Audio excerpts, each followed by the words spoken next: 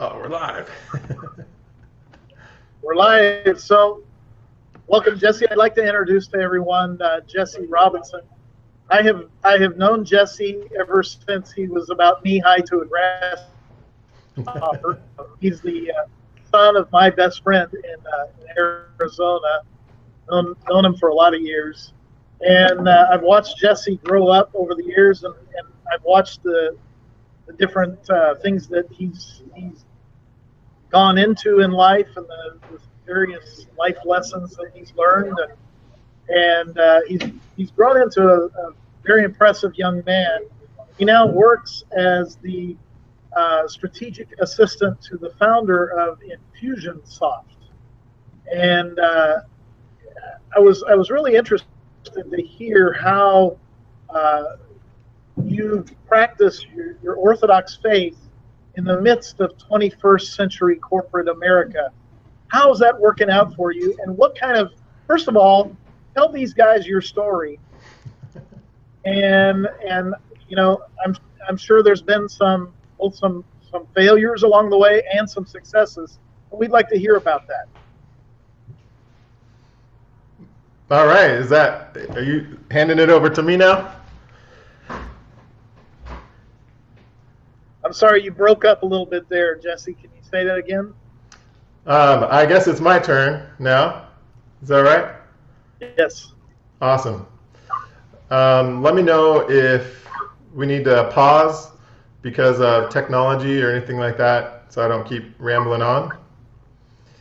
But thanks for the great intro. Okay, pause. All right. We have an audio issue. I think you have mics on right now, Jesse? It is. Oh, two mics? Hold on.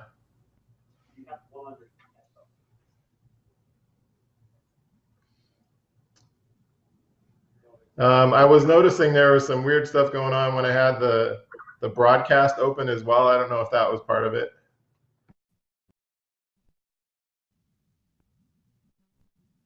That's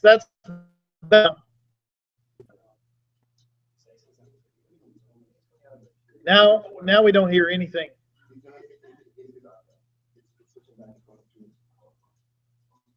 How about this? Okay. Is that good? Can you hear me still? Same problem. Okay. Yeah, it's just a little disconcerting for us because the audio and the video are so out of sync, like Ooh, quite a bit. We could have fun with this. Yeah. How's that? Is that any better? Yes, much better. Yeah. All right. Default microphone. Remember that. Okay. All right. Well, thanks, guys. It's very nice to meet all of you, and I've heard so much about you, and I saw the video of Noah and the gang from the Soul Pancake thing. That was really awesome. I'm a big fan of that video series, so getting to see you guys on there was really cool. Yeah, so, gosh, let's just get right into it, I guess. I'm going to be turning 36 this year, which is awesome. I'm a Phoenix native. I've grown to love Phoenix and downtown Phoenix in my time living here. I even opened up a little ice cream shop for a little while, and while I was running that ice cream shop, I met an amazing woman who I'm getting married to in about a month. So that's pretty awesome. And thank you. And right after I was doing that, I needed a job because it didn't quite work out the way I expected it to. And I ended up landing just an incredible job at a really amazing company. And every day I still kind of don't really understand how exactly it was I was able to get such an incredible opportunity. I work for a company called Infusionsoft, and at the heart of everything we do is supporting small businesses. And we've got customers all over the world.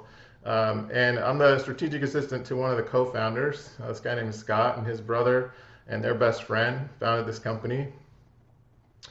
And man, it is awesome. We have about 600 employees, mostly in Chandler, Arizona.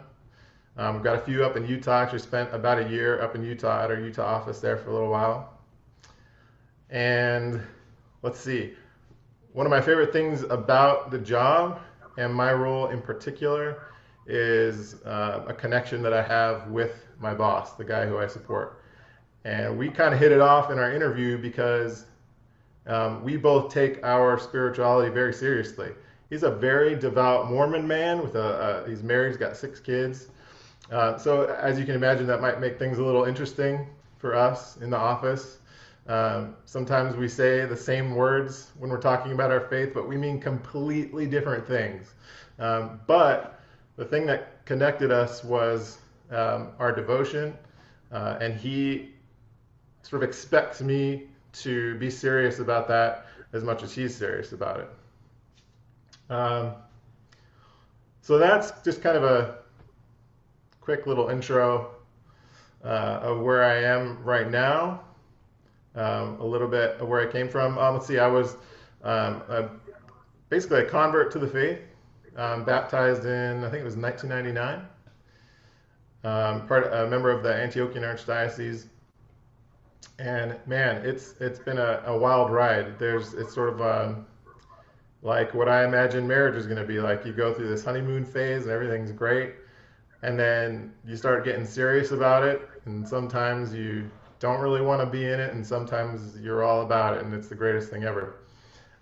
And right now I think we're in that, like, let's see what it means to be serious and working and getting ready to get married all at the same time. So let's see. What else can I tell you about what I do?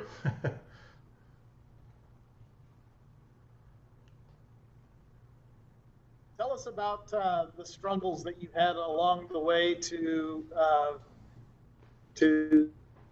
live your faith in the setting that you've been in, and you know, along with those struggles, the types of things that you learned in those struggles, maybe some failures along the way, and you know, some successes that you're beginning to have in terms of this as well. Well, that's an easy one. Does it help you to do better at your job, or do you find your faith to be something that kind of is a bit of a barrier for doing your job well? Talk about that. Okay, well, I'll start with struggles. No struggles whatsoever. It's been a piece of cake. I'm awesome all the time. So Fire. I'm also incredibly humble. And so that's why I'm great at my job. No, okay, but seriously, let's see.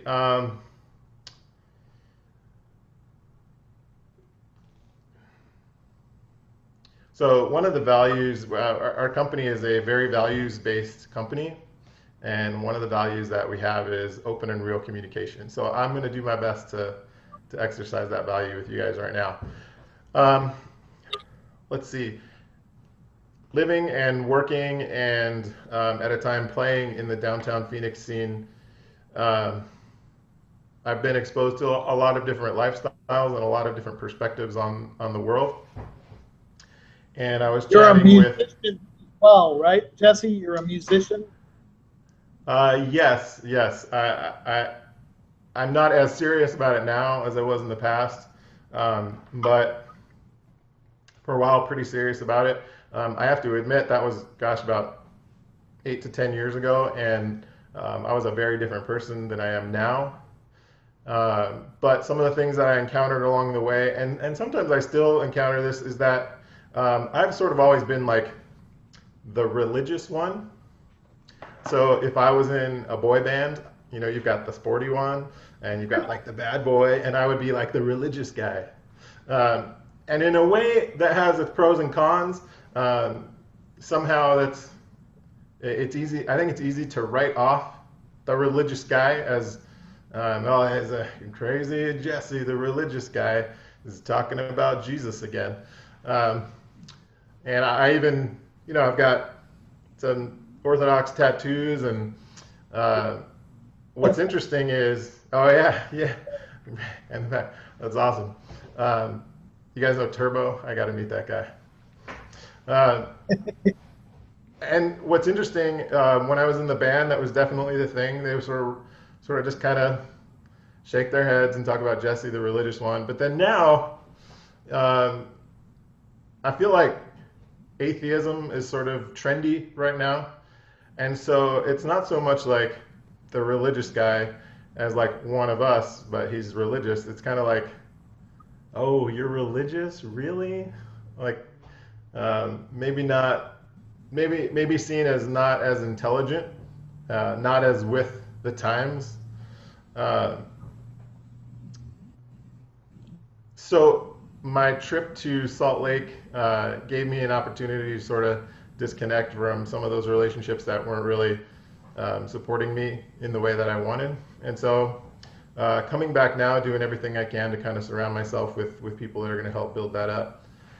So that's basically to say that I had to kind of disconnect myself from that scene. But the good news is that working for the company that I do, and it being a very values-based company, and also being focused on the success of small business, gives me a sense of service to other people. And so I can still remain in the Phoenix scene, still connect with small business owners, much like I was, in a meaningful way. And instead of sort of talking about what I believe in a way that maybe categorizes me in that religious category, I can instead speak about things that resonate with the people that I interact with, that they don't really know that where that's coming from is my faith and spirituality, but they can feel it in the way that we interact and the way that I treat them. That was kind of broad. What else, Father? Oh, you would ask me about what it's like now, where I work now. Would that be valuable for you? So earlier, you showed me a video earlier today that I was kind of amazed that a lot of the concepts connected so closely with theology, even though it wasn't intended that way. But I thought, if people are approaching the way they run their company in that way, how much more helpful it would be to live out your faith and that type of like you described. Yes. If you turn your ceiling fan off, it'll probably make the video quality a little bit better. Can you try turning off your ceiling fan, Jesse? Oh, yeah. Good call. Hold that thought.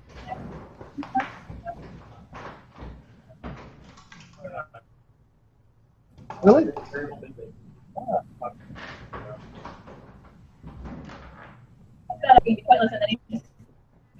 You have so many. Did it work?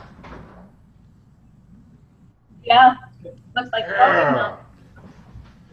That is such an amateur mistake right there. Nice call.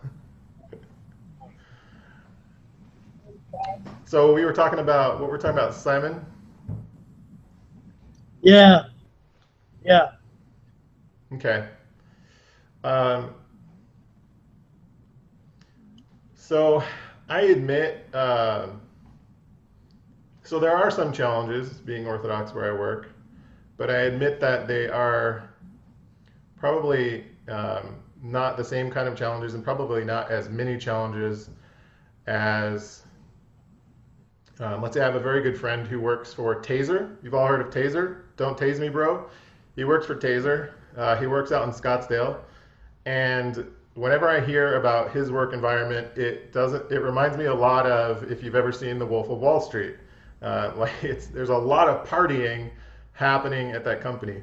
Not that that's necessarily a bad thing, but I never hear any kind of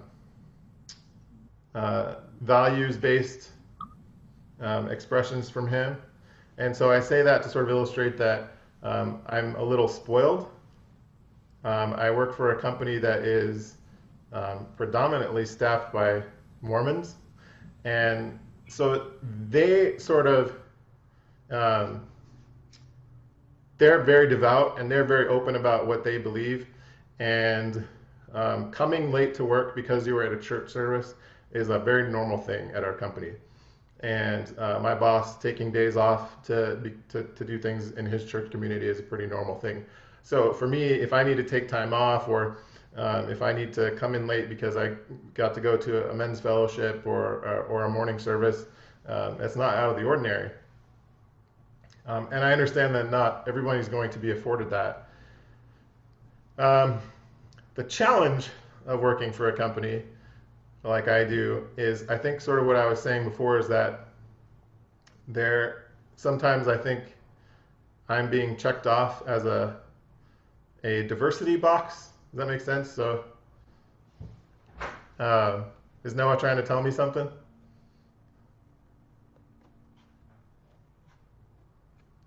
No, we're good?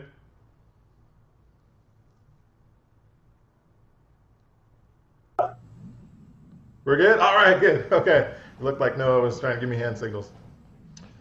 So yeah, sometimes it's kind of like, okay, we've got an Orthodox guy, we've got a Muslim woman, and we've got some Native Americans, and we've checked off all these boxes.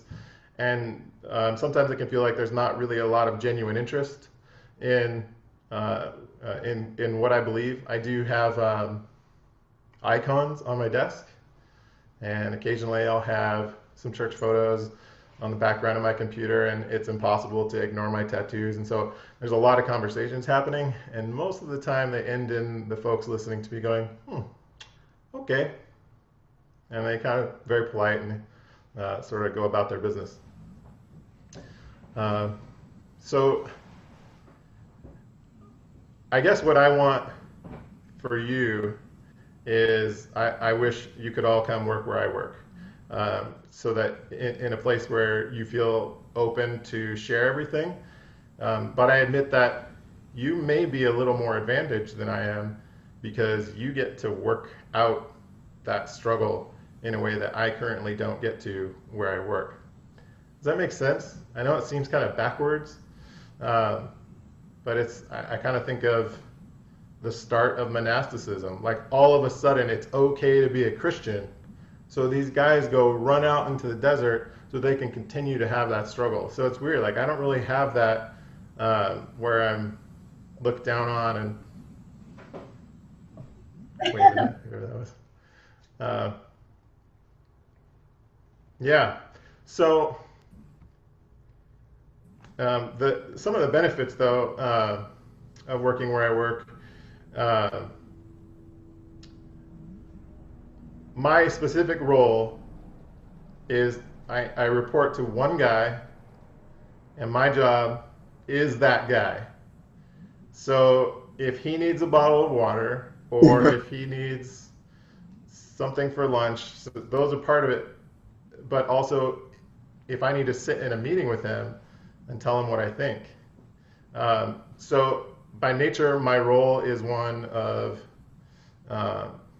service, and I am very grateful for that, because I am humbled by him every day. He's a very smart man. He's a very reverent man, and what he's teaching me is incredible. And so it's nice that I kind of get to work out that humility muscle while I'm working for him.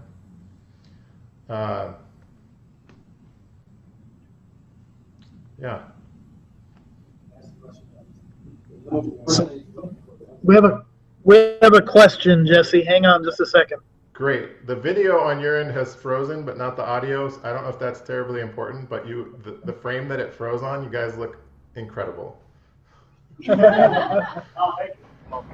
back down. Yeah. So the person that you were just speaking of,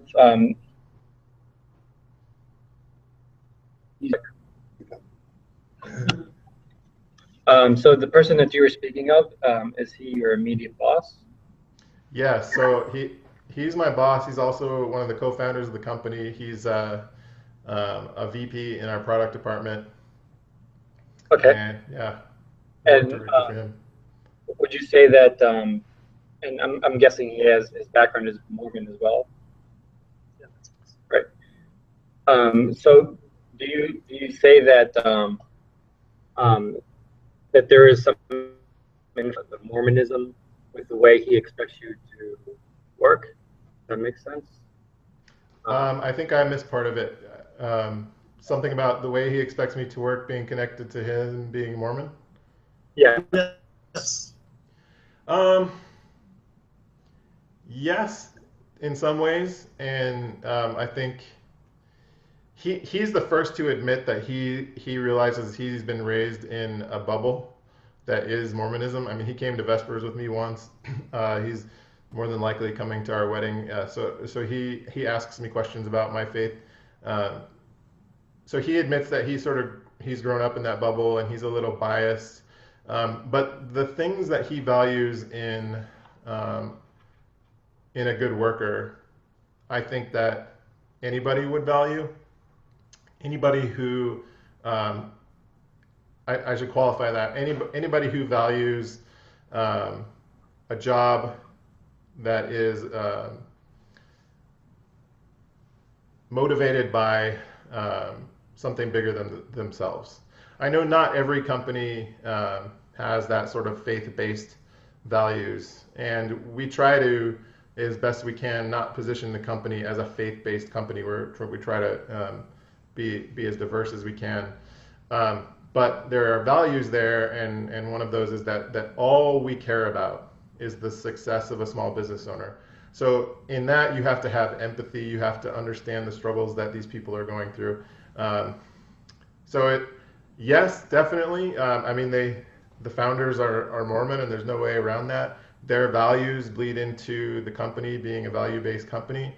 But at the same time, I don't think you're going to see a company this focused on small business success make it if you don't have that level of care. Does that answer your question? Yeah. Yes. Great. Yes.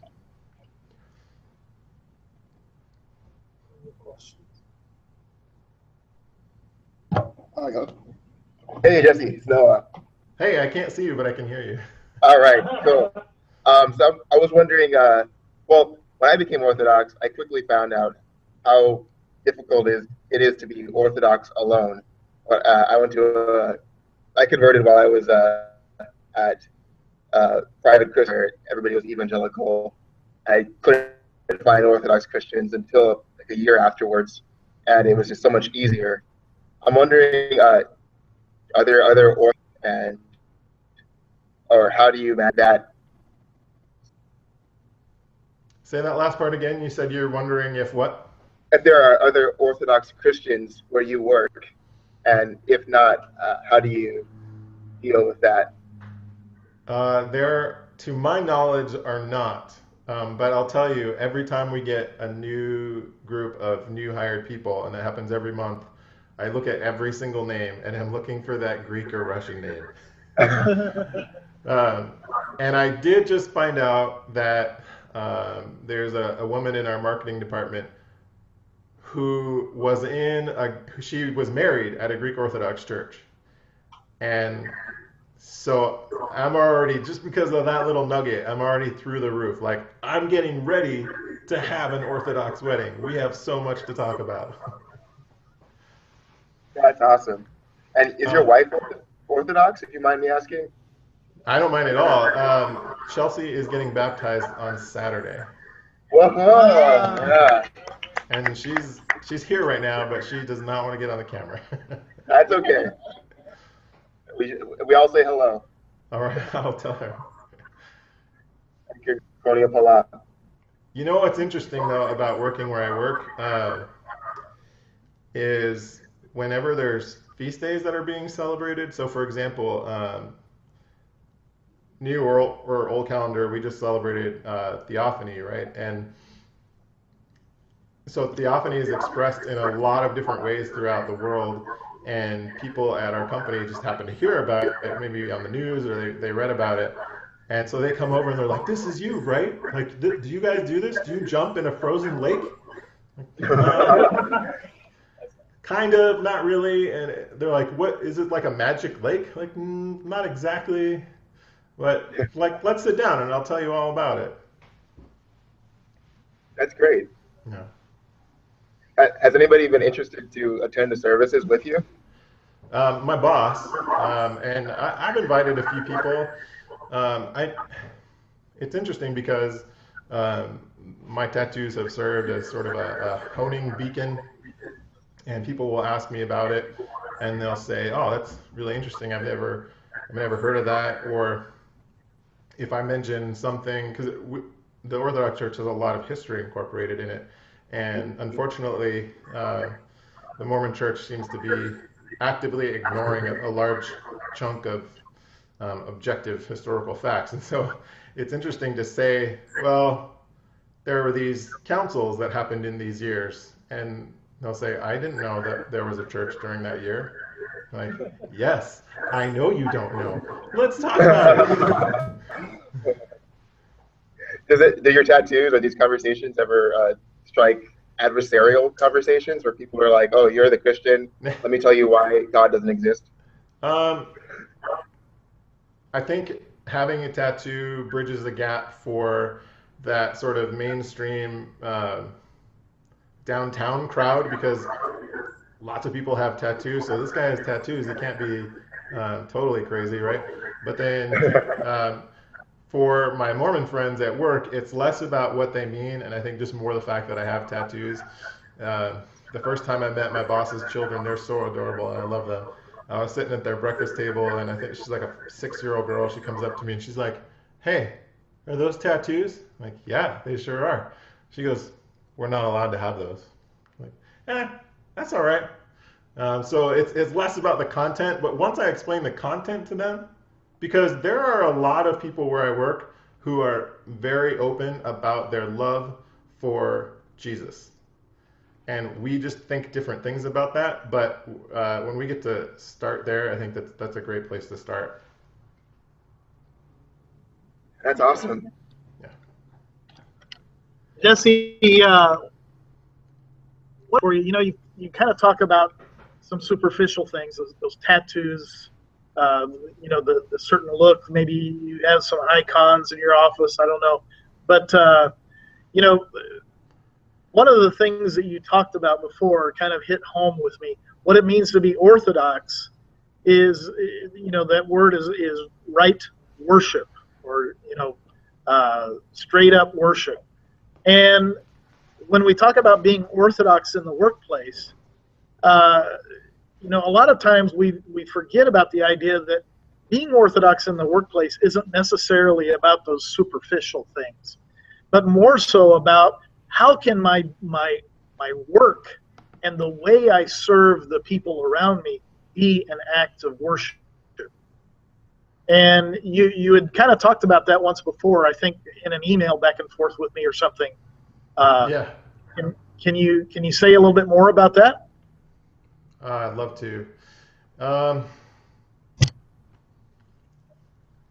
So for me, it kind of comes down to service. And I know not everybody thinks this way, but I hope that whatever role that you have, or whatever job you're in, I understand it's LA, so there might be some entertainers in the group, but even if you do work at a just kind of, you run of the mill company, we all have a boss, and I wish that everyone could have a boss as cool as mine. But because we all have a boss, we all have an opportunity to serve them. And that's a great way at least it's been a great way for me to exercise. And when I say exercise, I literally mean like work out this muscle.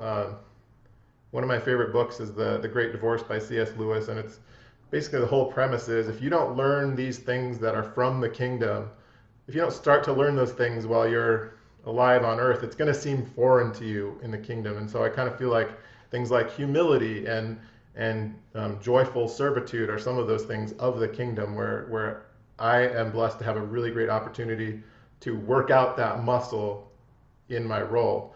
Some other things, man, corporate America, especially marketing and creative, is all about recognition.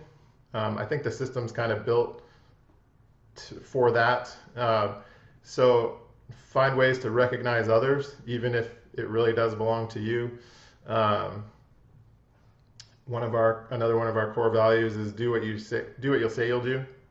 And that goes more on just like getting deadlines done. Find ways to, I don't know if you guys have read the book Multipliers, it's a great book, but find a way to multiply people, encourage them, build them up, regardless of where they work or where they fall on the org chart. I think it's great to build someone up who maybe is lower on the ladder than you are. It's a totally other thing to build someone up who's maybe above you. Those guys need encouragement as well. Another one of our core values is that we face challenges with optimism. And I used to think that meant just like smiling through when things are hard. And for me, I've learned the way I try to apply my faith to that is that, love bears all things. So even on some of the worst days, and even though I work for a great boss and a great company, we all still have pretty crappy days, but practicing the ability to bear these things, and if it does mean putting on a fake smile even sometimes, and what that's doing for the people around you makes it worth it. I'm sure there's plenty of opportunity to take a hit for a coworker or another employee when it may save them from some heartache. And let's see. I think the biggest lesson for me has been leaving. Another one of our values is check your ego at the door. So for me, that's been owning mistakes, being very open and honest and transparent with when things aren't going quite the way that they should be. And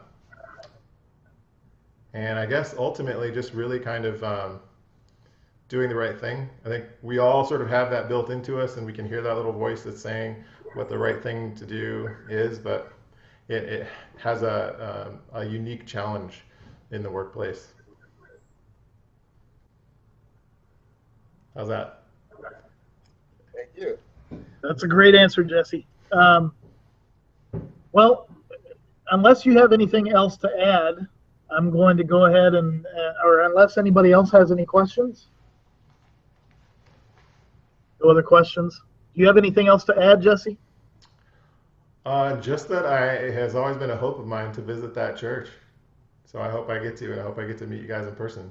Come on down. You can come here for your honeymoon, okay?